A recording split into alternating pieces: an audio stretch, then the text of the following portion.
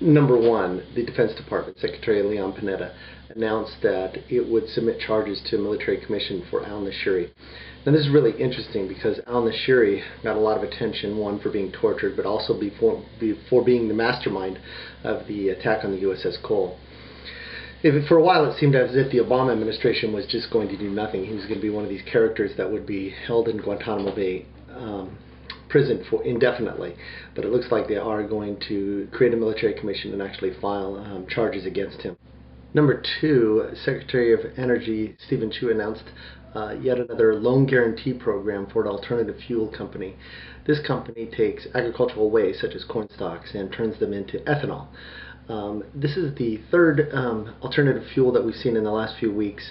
A lot of this has to do with the budget clearing and getting these grants out the door before the end of the budget season. But we saw geothermal and solar energy companies being given these loan guarantees also. I have my doubts about the ethanol biomass industry. This one's going to be in Kansas, but I think these experiments with alternative energy companies are worthwhile. Brazil, which achieved energy independence and got a lot of notoriety for that, did it, but sugarcane is a lot different than corn oil. The Human Health Services Department Secretary Kathleen Sebelius announced a potentially a 5-year program worth about $5 million to a company that would develop an oral contraceptive for radioactive poisoning. It's under the Biomedical Advanced Research, let me get this right, Biomedical Advanced Research and Development Authority. This department under the Human and Health Services has a charter of researching for catastrophic events such as a dirty bomb or influenza, some pandemic of the sort. It seems very reasonable that this should be a government function, researching solutions that we would hopefully never have to use. On a lighter note, even though it's through the Homeland Security Department with Secretary Janet Napolitano, there was a custom warning that for people who are celebrating the Jewish holiday of Sukkot, I don't know if I'm pronouncing that right at all, but evidently as part of the holiday they do often in visiting the United States will bring in elements. Some of the things that they will bring in are ethrogs, palm fronds, twigs of willow, and myrtle. I guess that's all part of the celebration, something I'd never heard of. Number 5, Housing and Urban Development, Sean Donovan, announced a settlement with a landlord in Springfield, Massachusetts. This landlord had advertised on Craigslist for an apartment, and I didn't even know that they did this sort of thing, but evidently the employees of HUD actually called and tried to arrange an appointment, and he refused to show them the apartment because they were claiming that they had kids. Now his claim, and I feel sorry for the guy, that his claim was that, look, I don't have the time, energy, desire to get a lead free certificate, so he didn't want kids staying in the apartment. He just wanted to rent the apartments to college kids, and he advertised it as such. But when they called, it was advertised to college kids and said, hey, we're a family of small kids. He wouldn't even set an appointment for them to come see the apartment. Number 6, Interior Secretary Ken Salazar. Now, this is an incident that happened through the National Park Service, which falls under the Department of Interior. Something that I didn't even know aware was a possibility. These two men went hiking, and one of them, David Shade, who's 33, was hiking with his partner. His partner became incapable of moving forward or incapable of moving back, so they activated their spot receiver, which is a receiver that notifies his search and rescue that there's a situation. But David Shade decided that his friend could be rescued, and so he took all of their equipment, ropes, etc., and hiked out and left his partner there. I'm assuming that he just assumed that he'd be picked up by search and rescue. But they cited him for creating a dangerous situation when he took the ropes and all of the other material. There was no way for his friend to get down from the mountain and had to be rescued. He was rescued. I'm glad that it wasn't a violation for asking for search and rescue, but it was surprising that it was a violation for him having left his friend there. Number 7, the Agricultural Secretary Tom Vilsack announced $18 million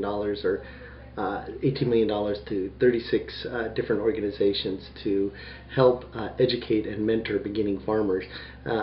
Supposedly the program is to encourage new farmers in the field as the aging population of farmers looks not too bright for the future of farming.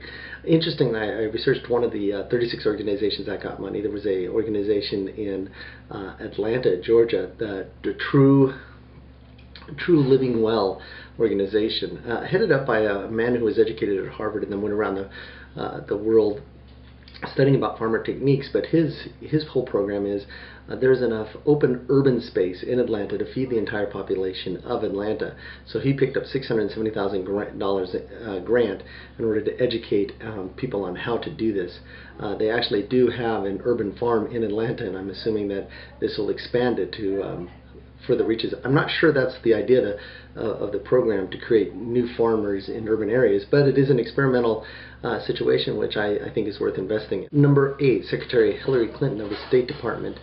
There was a state briefing where people will ask questions, and of course a lot of the stuff we hear about in the news and what's going on, but there was some incident that a reporter asked about, and then the media representative went into quite detail about what had happened, and I had never even heard that this had happened. Maybe others have, but evidently the ambassador to Syria went to go meet with the opposition forces in Syria and was attacked by some people, where they had to actually call in the Syrian troops for help to extricate them from the dangerous situation.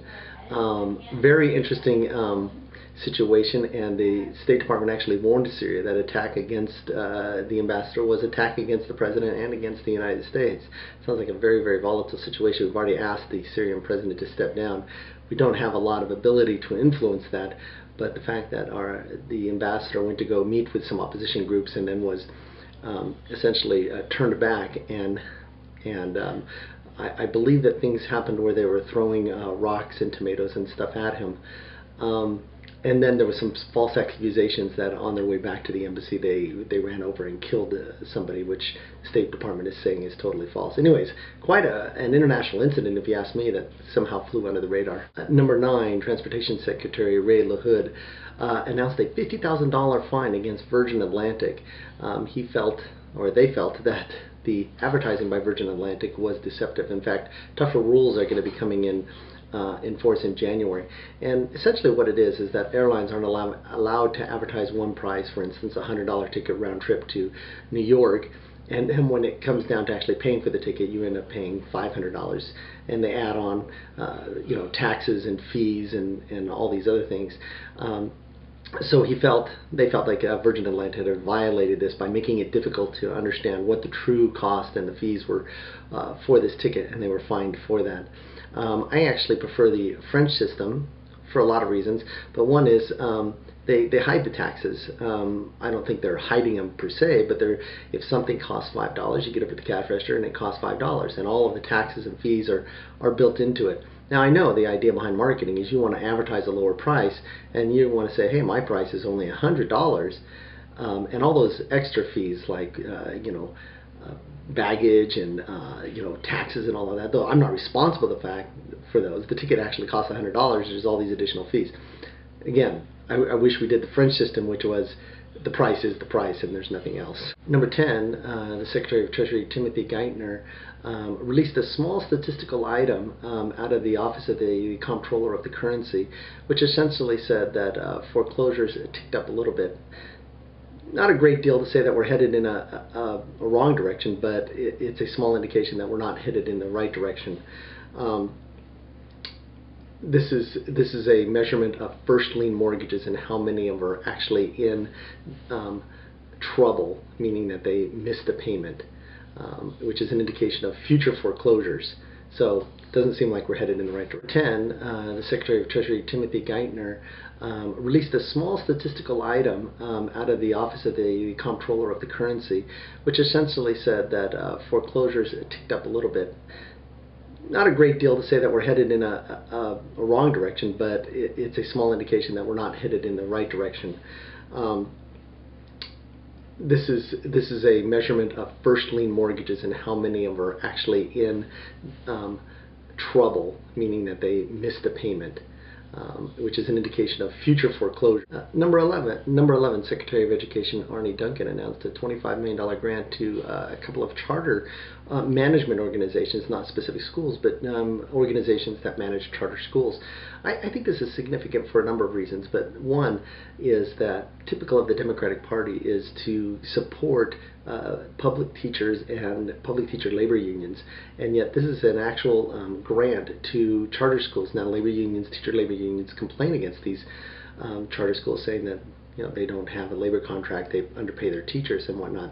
But I think it's an example of the non-political nature of the education department saying, hey, we want to see if we can find out what the best solutions are regardless of who is doing them. So these $25 million in grants to different charter management organizations is to encourage them to try to find solutions that will be best for the kids regardless of the other considerations, even political. Number 12, the Justice Department Attorney General Eric Holder. I was going to write something about the health care bill being sent to the Supreme Court, especially because I read the whole thing. I thought it was interesting, obviously written by different people and put together.